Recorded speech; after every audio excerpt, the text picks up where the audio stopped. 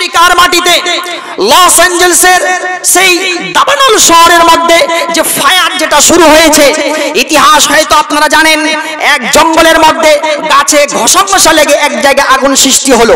সেই জায়গা থেকে গাছে আগুন লাগলো, আবার সেই আগুনটা যেতে যেতে যেতে যেতে অন্য গাছে লাগলো, এই আগুন আবার অন্য ঝাড়িতে লাগলো, এই ঝাড়ি থেকে আবার অন্য ঝাড়িতে, ওই গাছ থেকে ওই গাছ, ওই গাছ থেকে ওই গাছ। আল্লাহ পাকের এমন একটা আযাব চলে আসলো। ভাই এটাকে আযাব ছাড়া রহমত তো বলতে পারি না, এটা তো এক ধরনের আযাব। যেই জায়গায় বেহায়াপনা আর নোংরাতে যেই জায়গায় ভরেছিল, আর ইসরায়েল যখন হামাসকে, আর ইসরায়েল যখন ইরানের বিরুদ্ধে যখন যুদ্ধের ময়দানে লিপ্ত হয়েছিল, ইসরায়েল হামাসের মাটিতে গাজায় মুসলমানদেরকে একবার নিরীহ মুসলমানদের উপরে অন্যায় অত্যাচার করতেছিল, আর মুসলমানরা থরথর করে কেঁপে কেঁপে সেই জায়গায় বোমা আর বারুদের আঘাত খেয়ে খেয়ে তারা ছিল।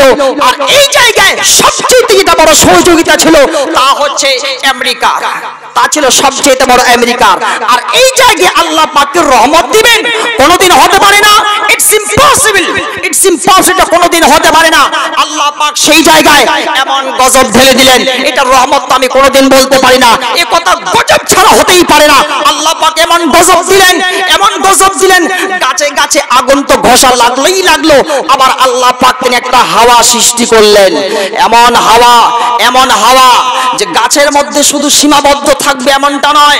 এই আগুনের মধ্যে একটা হাওয়া যে সৃষ্টি হলো, এই হাওয়ার মাধ্যম দিয়ে আগুন চলে গেল লস অ্যাঞ্জেলসের দাবানল শহরে চলে গেল।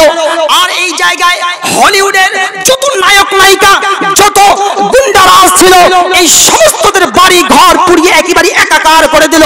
আমেরিকার সেই লস অ্যাঞ্জেলসের দাবানল শহরের একেবারে বরবাদ করে দিল, ধূলিসাৎ করে দিল।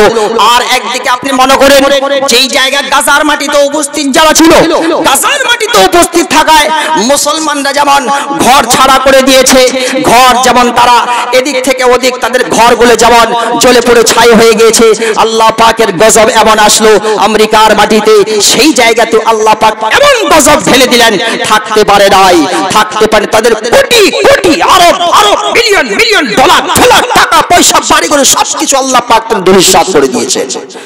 এটা আল্লাহ পাকের মারনা তো আর কি। ভাই আপনার কাছে যদি 1 লাখ টাকা থাকে, সেটা যদি জ্বলে পড়ে ছাই হয়ে যায়, তাহলে এটা কি? এটা আল্লাহর একটা মারনা তো আর কি।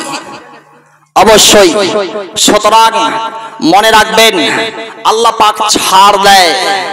কিছুক্ষণ আগে আপনারা শুনতেছিলেন মৌলানা আব্দুল করিম সাহেবের মুখ থেকে যে আল্লাহ পাক ছাড় দেয় কিন্তু ছেড়ে দেয় না।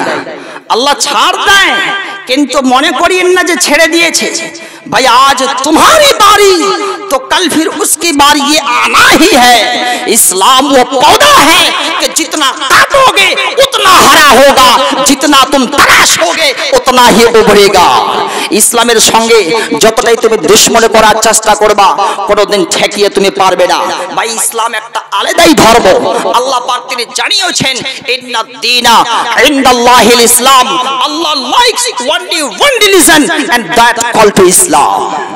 When you look in this world, in that time you look that in this world a lot of religion content, but from them Allah likes only one religion and that called to Islam. আমরা সবাই জানি যে আল্লাহ পাকের কাছে সবচেয়ে মনোনীত ধর্ম হচ্ছে এই দ্বীন ইসলাম, দ্বীন ইসলাম।